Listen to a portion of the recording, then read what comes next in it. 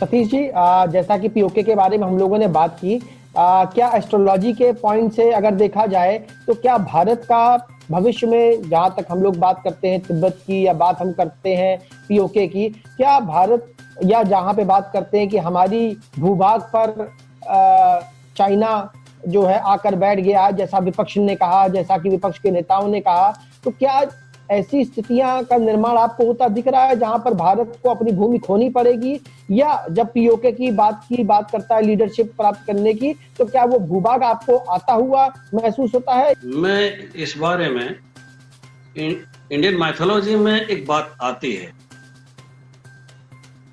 उसका हिस्ट्री से भी संबंध जोड़ के बताऊंगा कि ब्रह्मा जी को चंद्रमा को लोकपाल बनाना था और वो ना राजा थे ना देवता थे। उन्होंने गंधर्व प्रदेश का राजा चंद्रमा को बना दिया। गंधर्व प्रदेश यही है, कंधार, काबुल जो सेंटर है जिसका, और उसके आसपास के 3-4 देश। तो वो पार्ट ऑफ इंडिया था, आर्यवर्त का। इतिहास में सदा से यह भाग भारत में था। दूसरी तरफ जिस देश को आज से 2000 साल पहले कामरूप कहा जाता था, उसमें आसाम का भाग ही नहीं था, चीन का बड़ा हिस्सा भी उस कामरूप देश में था। ये भारत की जनता को मालूम नहीं है अभी खुलकर, नई पीढ़ी को बिल्कुल मालूम नहीं।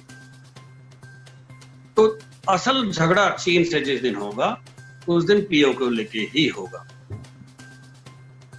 चीन की सबसे बड़ी साधना ग्वादर पोर्ट तक सड़क बनाने की है, क्योंकि बाकी समुद्र से अमेरिकन कंट्रीज, अफ्रीका, वहां से कनेक्ट अगर चीन को करना है, अपना कम्युनिकेशन फास्ट करना है, मिलिट्री मूवमेंट तेज करने हैं, तो उसका हित इसी में है कि न केवल पीओके बल्कि बाकी पाकिस्तान को भी कब्जे में करके रखे।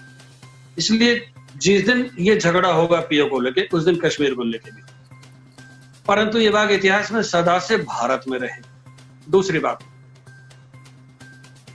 21 अंतरराष्ट्रीय रूट चीन ने तय किए हुए हैं, जिसे कि वो अफ्रीका तक, यूरोप तक सड़कों से ट्रांसपोर्ट कर सके। जी। सब देशों को उन्होंने अपना दुश्मन बना लिया है। इसलिए कोई भी थल सेना चीन के इन रूट्स को तोड़ सकती है। और भारत ग्वादर पोर्ट तक की 9 प्रोजेक्ट्स हैं पाकिस्तान में चीन के, अक्साई चीन, तिब्बत, इन सब को केवल भारत है जो ऑब्स्ट्रक्ट कर सकता है। इस समय एक बड़ी बात ये आई, जहां तक मैं समझा हूं, अमेरिका चाहता था कि भारत और चीन के बीच में ही युद्ध हो। हमारे प्रधानमंत्री बहुत बुद्धिमान है, वो भारत की कॉस्ट पर कुछ भी नहीं करना चाहते। अब अगर दक्षिण चीन सागर में युद्ध करते हैं तो भारत का जो ग्रेटर इंडिया का कंसेप्ट था सिर्फ 2000 साल पहले, 1500 साल पहले, बल्कि उससे पहले, भारत की आबादी और भारत के सैनिक और भारत का शासन सुदूर जो साउथ ईस्ट है, फार ईस्ट कंट्री है, इनमें भी था, कंबोडिया वगैरह जो साथ, वहां होते हुए उनका प्रभाव दक्षिण चीन सागर पर पहले भी था। देखिए, मैं आपसे फिर कह रहा हूं एक बात कि भारत अपने इतिहास को दोहराएगा।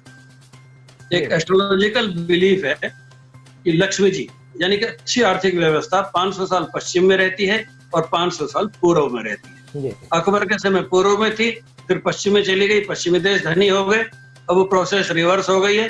अब कोरिया, जापान, चीन और इंडिया को अगर आप मिला दो तो पश्चिमी अर्थव्यवस्थाओं से ज्यादा भारी पड़ते हैं, परंतु इसमें चीन का पतन हो जाना तय है। मैं आपको ये बताना चाह रहा हूं कि एस्ट्रोलॉजिकल ग्राउंड्स पर पीओके के लिए जो झगड़ा होगा उसमें एक बार उथल पुथल कुछ हो सकती है, परंतु उसमें पाकिस्तान और पीओके का विनाश तय है। पाकिस्तान के भी टुकड़े होंगे, चीन के भी टुकड़े होंगे। बड़ी शक्तियां, अभी उनके सामने पाकिस्तान कुछ भी नहीं है, परंतु अंदर खाने में चीन को लेकर सारे दुनिया में असंतोष है और इसका पतन होना तय है।